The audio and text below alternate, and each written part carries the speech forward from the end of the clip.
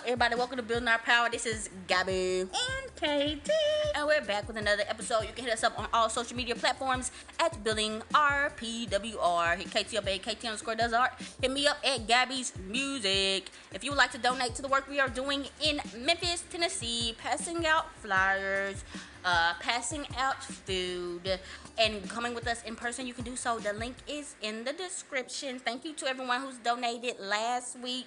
And we already, like I said, have people that are wanting to join us in person. We're going to get all that coordinated up now that our lives are kind of settled, and we're going to get to it and do it. Let's do this work, everybody. All right, so what we're going to do is we're going to go back and revisit this book, how Capitalism Underdeveloped Black America. We were talking about the strategies that Manning Marable had laid out, 10 points, and you talked about the ones I agreed with and disagreed with, and we're going to keep the ball rolling. KT's back, so it's going to be good. All right, point 8. Racism and patriarchy are both pre-capitalist in their social and ideological origin.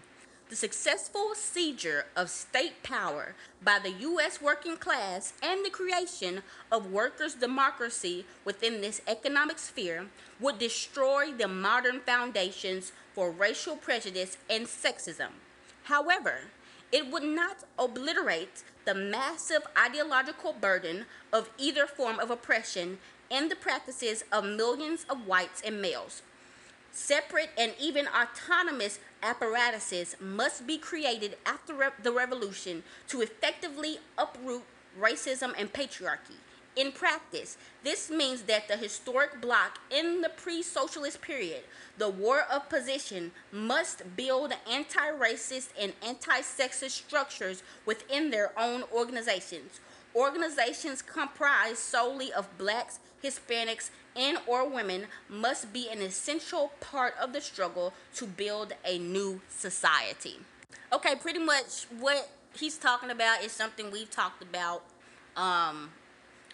Capitalism reinforces a lot of these oppressive institutions and structures because the more oppressive this country is, the more people are buying into capitalism, the more people just go along with the okie doke. But capitalism did not create these problems.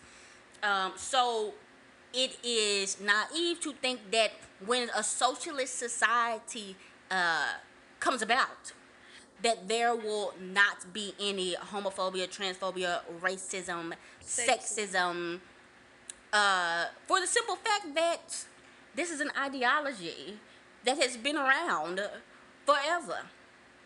Since before the Bible times, there's been patriarchy, there's been homophobia, there's been all types of stuff.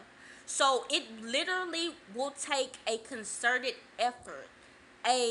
They're literally, what he's saying, there has to be organizations and mechanisms in place that are holding all of us accountable, making sure that we are not being ableist, making sure that we are not participating in things that are transphobic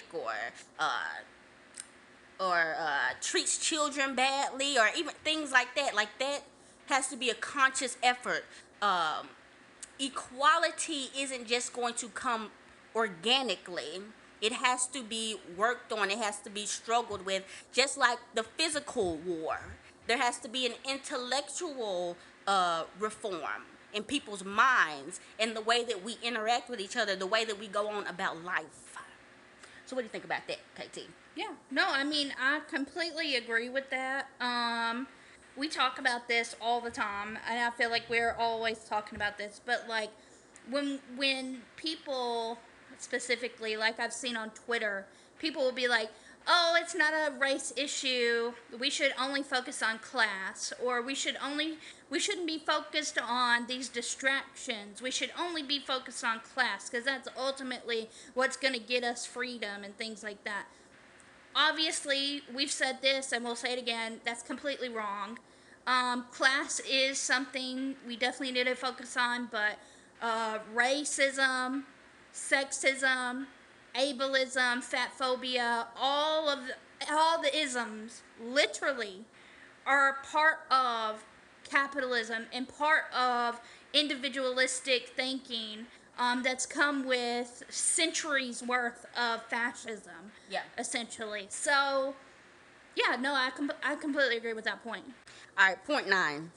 Every decisive gain achieved by the anti-capitalist forces will be countered by the state against the working class.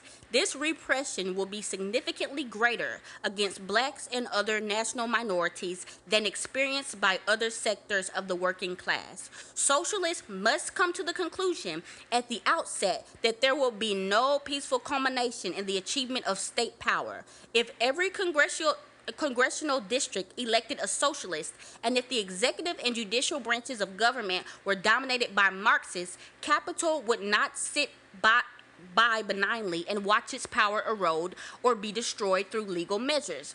Chile illustrated this feature of capitalist democracy decisively. Major corporations will not turn over the keys to their factories willingly to the workers. The final question of power will be determined in a, quote, war of maneuver. At a point in history wherein the capitalist ruling class will find no alternative left except raw coercion. C.L.R. James makes his point in his brief discussion of the past European revolutions. Why did not Charles I and his followers behave reasonably to Cromwell? As late as 1646, 2 years after Marston Moor, Miss Cromwell and Miss Ireton had tea with Charles at Hampton Court. Cromwell, great revolutionary but great bourgeois, was willing to come to terms. Why did not Louis and Marie Antoinette and the court behave reasonably to the moderate revolutionaries, James asked. Why indeed the monarchy in France had to be torn up by the roots. The racist capitalist ruling elite in this country will do whatever is necessary to stay in power. Today it uses racist ideology to divide blacks and whites, relies upon patriarchy to perpetuate male suppression of women, and urges white workers to literally destroy a half-century of labor reforms in the workplace through unionization, by the relocation of factories, and by pressuring the rank and file to accept contractual, quote, givebacks to corporate directors and owners. Tomorrow, it may cloak itself in the flag and the Constitution, while negating the civil liberties of millions of non-white, poor, and working people. There can no longer be, quote, historic compromise with capitalism. The choice for blacks is either socialism or some selective form of genocide. For the U.S. proletariat, workers' democracy, or some form of authoritarianism or fascism. So pretty much what he's saying, he's literally, like, this is what I said, the exact same thing I said last episode. These people are not finna give away this stuff willy-nilly. This, like dude said, I literally said this. Even if we had the House, the Senate, the President, everything, these corporations are not going down with a fight. It literally, the only way this is going to end is violence. Yep. I'm sorry. Unless you have the magic key to just talk down anybody, to debate with people so good they have no choice, to talk to people so compellingly they cry and they throw their money at you. I don't think none of us have that. It's going to end in a fight. And even I feel like even if you did have that, it's still going to end up in a fight, right? Because ultimately, what he's saying is that we are going to have to fight tooth and nail, no matter what. Whether we have socialists in elected places, whether, like Gabby said, we have a House president, whatever, it does not matter. At the end of the day, the capitalist class is going to use violence in order to make sure that they stay in power and they never leave power. So our only option is going to be to use that same violence back at them. And we've got to learn how to organize without relying on quote-unquote socialists that may be within certain positions of power, because they are also capitalists. Yes. So, yeah. Gabby, And I wanted to talk about something else, because he was talking about how you know, for us in the modern times, I'll say that. Like, the only time you really see the police come out is when there's quote unquote riots. Like, when there's people outside mobilizing, they break in stuff and they tearing up property. That's when you see the people come out with the tanks and they come in and using violence. Right now, America don't have to use violence. America don't have to use physical violence. They get our brains on lock. We shoot our own selves in the foot. We shackle our own selves up. The white and black working class in the South, we screwed. We in right to work states. They can fire you willy-nilly, it don't matter what. And you don't have to get a union or whatever. They try to discourage you from getting unions in the South. And we barely have any type of good working conditions, any decent wages in these factories that we toiling in all the time. And we cannot organize because racism, white supremacy. I'm not going to team up with the blacks because the boss gave me a promotion. And we got a good old boys club. All the white boys, we give each other little promotions. We go out to dinner with the boss. And, you know, as long as we get a little pat on the back, we're not finna fight. We're not finna join in with these people, with these Hispanic workers who are getting paid less than everybody. I'm better than them. I'm not going to, we're not going to, as a whole, as a people, team up, the heterosexuals team up with the homosexuals. I'm not finna join in that movement they got going on. I don't agree with that. I don't see what that has to do with me. I don't see how transphobia affects me in my life. I don't see how it affects, homophobia affects me in my life. I'm good with them being oppressed. I'm fine with that. As long as me. That's that individualism. And it keeps this ball rolling. And yeah, so that's something else that's really big. Like, as far as now, it's an ideological game, and we just it's really interesting to look back on. It's like them cartoons where like there's the villain character and the two quote unquote good guys, and they're fighting trying to get him, and then the bad guy, he jumps out of the fight cloud, and then the two good guys just fighting each other. And I mean, that's pretty much what we got going on. Anyway, That's capitalism. yes. So one thing that's interesting, guys, remember when I was reading earlier last episode, he was saying that, you know, we got to get people in here, we got to get people in there, and maybe we can change the hearts and minds of the people. But I feel like even here, ultimately, we get into the main point. Like, maybe some hearts and minds have been changed, maybe because of Bernie Sanders. I know that helped push us a lot to the left, not because he did good, but because he was so terrible and turned his back on everybody. Yep. But besides that, it's really no reason to even put your effort and time in anything when it comes to electoral politics. People will try to guilt you into it. People will try to gaslight you into it and act like something's going to happen. All this energy needs to come to working on these things, working on destroying in our minds this individualism, this white supremacist ideology, this anti-blackness, transphobia, ableism, Fat phobia, all of that. That's something that's easy, that's something that's cheap, that's something that can be done now, and go on and spread it to everybody else. That's easy. I mean, it's not easy as far as, you know, undoing the brainwashing, but as far as that's something you can do, you just get on your computer, you do some research, you listen to some people, get started. All right, last point. We must always remind ourselves that history is an organic process, the evolution of the forces of production as they affect and in turn are influenced by the civil and political institutions, ideologies, and the cultures of human beings. Nothing in Black history, American history, or world history has ever been predetermined by any single factor or force. Quote-unquote underdevelopment and quote-unquote socialism, when reduced to bare economic categories, outside of a particular history become meaningless abstractions. The socialism we construct will have to encounter racial, sexual, and class components which do not exist anywhere else in the world, exactly as they appear here.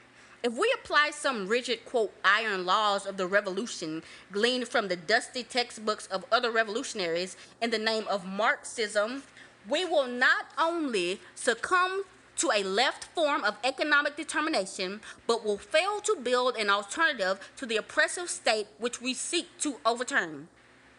Quote, men make their own history, Marx observed in the 18th Brumaire of Louis Bonaparte.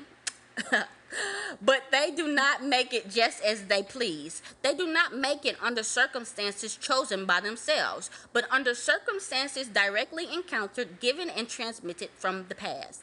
I have devoted a great deal of space in these pages towards analyzing black history. Therefore, because the transition to socialism and an end to black underdevelopment did not begin in the 1980s, but in the racial and class struggles of past generations. Our challenge is to interpret society in order to change it. But we must grasp that particular manifestations of the American War of Maneuver, the transition to socialism, will not be fixed or predetermined. C.L.R. James emphasized this point in his discussion of the Russian Revolution. The thing that we have to remember about development of the Petrograd Soviet or Workers' Council of 1905, James noted, is that nobody invented it. Nobody organized it. Nobody taught it to the workers. It was formed spontaneously. A workers' democracy in America will not look precisely like anything we can ever imagine at this moment. A revolutionary rupture within the petty bourgeoisie's tendencies towards accommodation within black America will generate new black social organizations, new black political institutions, and workers' councils, which many Marxists and revolutionary black nationalists will not comprehend, and may at some point even oppose as, quote, deviations from their master plan. We must consciously learn from other people's revolutionary experiences without reifying them into a pseudo-revolutionary catechism. A final word. Progressive white Americans must succeed in overturning their own racism in theory and practice. If a successful revolution can be achieved in this country, which will in the process write the final page on black underdevelopment, nothing short of a commitment to racial equality and black freedom, such as that exhibited by the militant white abolitionist John Brown, will be sufficient. Nothing less than the political recognition that right racism is an essential and primary component in the continued exploitation of all American working people will be enough to defeat the capitalist class. And to the black working class, the historic victim of slavery and sharecropping, rape and lynching, capital punishment and imprisonment, I leave the advice of C.L.R. James. Marxism is the doctrine which believes that freedom, equality, and democracy are today possible for all mankind. If this book has stimulated you to pursue the further study of Marxism, we will have struck a blow for the emergence of mankind from the darkness into which capitalism has plunged the world. So what he's basically just saying in all of this is that the revolution is not something that you can just plan ahead of, you know. We can make ideas, we can come up with certain situations that we want to focus on, or we can do certain things like this, but it's not a handbook. And so what we have seen other revolutions look like, it's not necessarily going to be what it looks like here in the United States based on the historical materialism that has gone on for our entire lives. And that we must look at historical materialism and materialism currently to figure out what's going to be best for us as people. And Gabby and I always talk about that whenever we always tell you guys, like, hey, you need to, we got to burn it down, rebuild it, and if that doesn't work, we'll burn it down again and rebuild it again. At some point or another, you have to understand that what, you know, Marx did or what other revolutions did during the French Revolution, that's not something that we can do now. It's just not. So, yeah, I mean, I think he definitely had a point there as well, and I completely agree. We gotta base our revolution based on our current material needs and our current situations that's happening. Yeah. And we have to adjust those as time goes on. Yeah. And something else that he was talking about, which is like, yeah, I mean, yeah, that's true. You know, in the quest to whatever of organizing people and stuff like that, you may have to deal with some of the neoliberals. And you may have to deal with some of the sock dams and the little cringy stuff they doing. But as long as they're not trying to, you know, divert people and try to get them to vote or trying to convert people to being Democrats or whatever, sometimes you just have to just use what you got and just do what you got to do to get where you need to go. And it's not always going to be, like he said, perfectly planned. Like with us, like there's no socialist people here at all, and sometimes you got to team up with the people that think that, you know, just voting for this little person is gonna work because there's nobody here. Right. And you know, I mean, that's realistic. Like you said, realistically, everybody, when the revolution comes, is not gonna be an anarchist or a communist. Nope. Like, people just gonna want to have enough food on the table, and we have to be able to deal with that and be able to just be okay with that. Be like, we'll convert the people or talk to the people and educate the people that we can, and the other people we just have to make sure, you know, they're not gonna try to shoot us when we try to help them.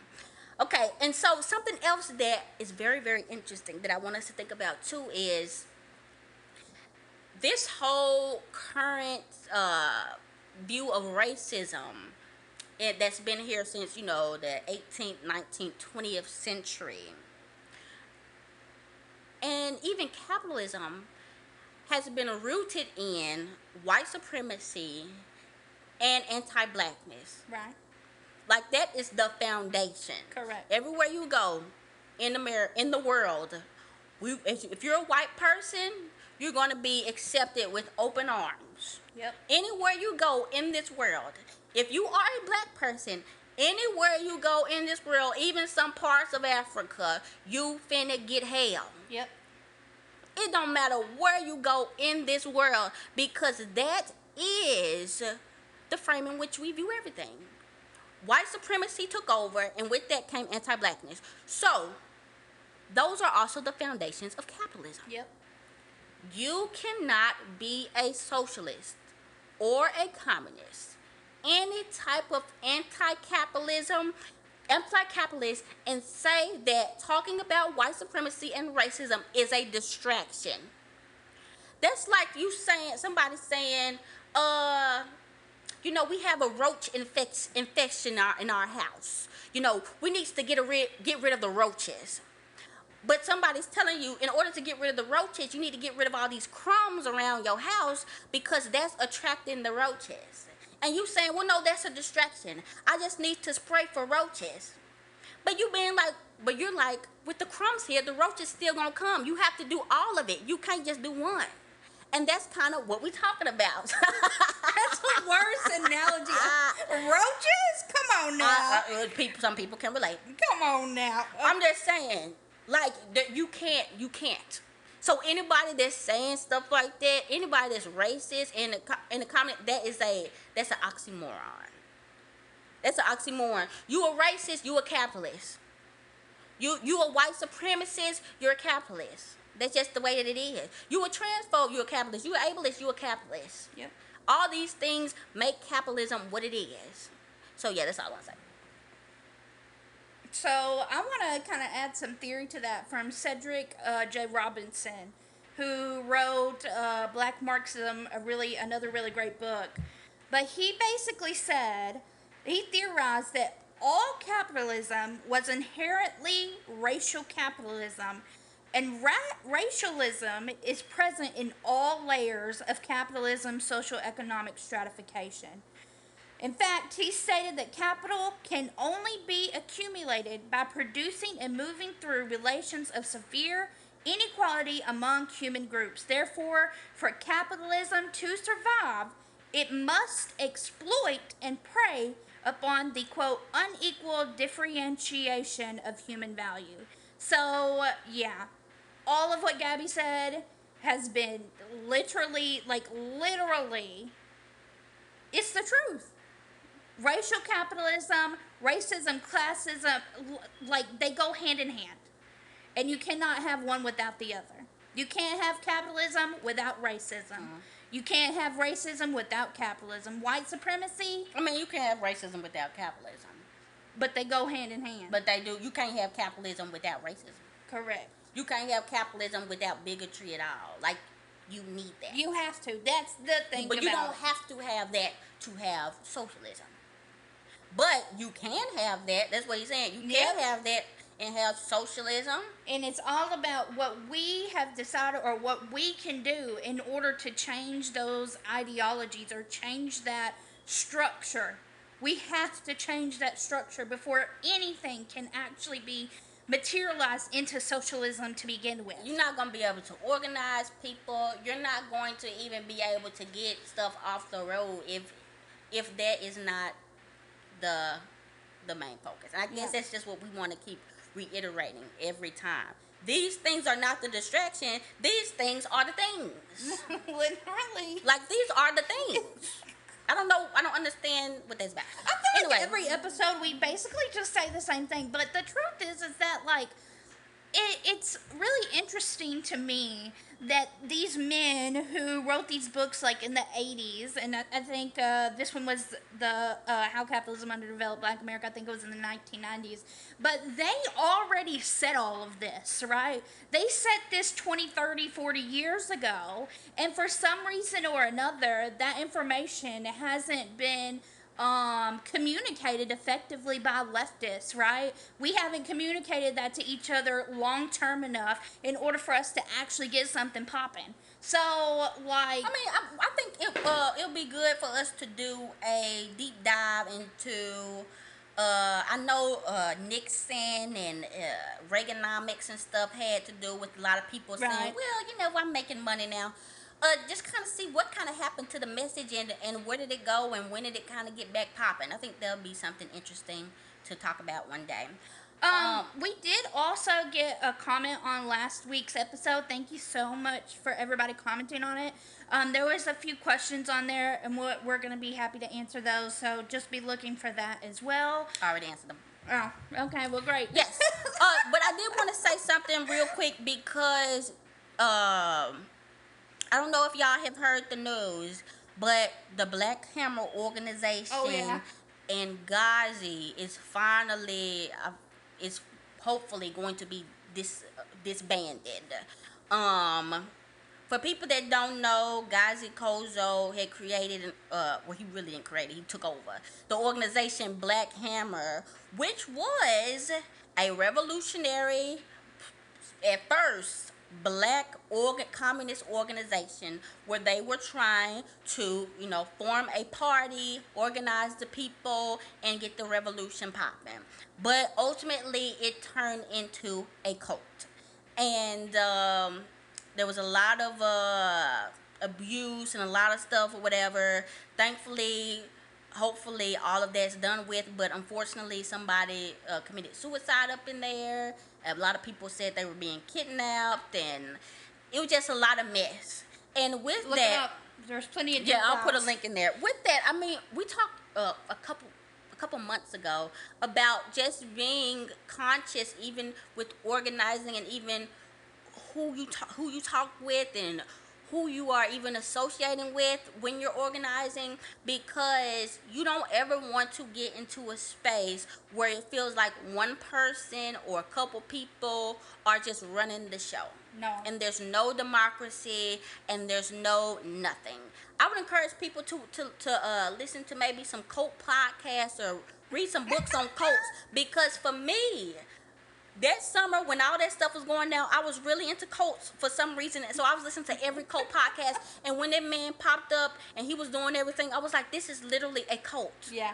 This is going to end wrong. You said that way before anybody else called it out. You were like, yeah, this is a cult. So, yeah, definitely. That's something just to be, not saying nobody gonna do it, but just be conscious of, you know, the people that you listen to and the people that you see. Make sure they're not trying to position themselves as the knower of all. I know we don't know it all, barely and anything hold at them all. accountable. And right? yes, and even ourselves, if we saying some whack or whatever, just let us know. It ain't making sense. But yes, y'all just be safe out here, because this isn't exactly the safest work to do, and we can come into stuff with good intentions and get swept away into something else. So yeah, that's all I wanted to say. Y'all just be safe and just do a lot of research and discernment before you get hooked up with some people. And to put that all together, just make sure when you're doing work, you are understanding who is this work benefiting, and who is this work gonna change. Like when you go out and you're helping others, you don't want to sit here and say, okay, well, I'm doing this because I know for a fact that it's gonna help this one singular person, right? Because we don't care about singular persons in that sense. We care about community, and we care about everybody collectively being able to do things together. Mm-hmm. Yep. It's not an individual type situation. If you see someone or if you see something in that situation, be aware and be able to call it out and be like, no, whoa, wait. You guys are putting a lot of pressure and adding a lot of power to this one singular person. Why? Mm-hmm. But yeah, that's it. That's all I gotta say. This episode. This is a good episode. Mm-hmm. Alright guys, if you have any comments, you can comment on our YouTube, hit us up on our social media, at buildingourpwr everywhere. Hit KT up at KT_does_art. Hit me up at Gabby's Music. If you'd like to donate to the work we're doing in the community, as well as join us in the Memphis area, you can do so. Link is in the description. This has been Gabby and KT, and this has been Building Our Power.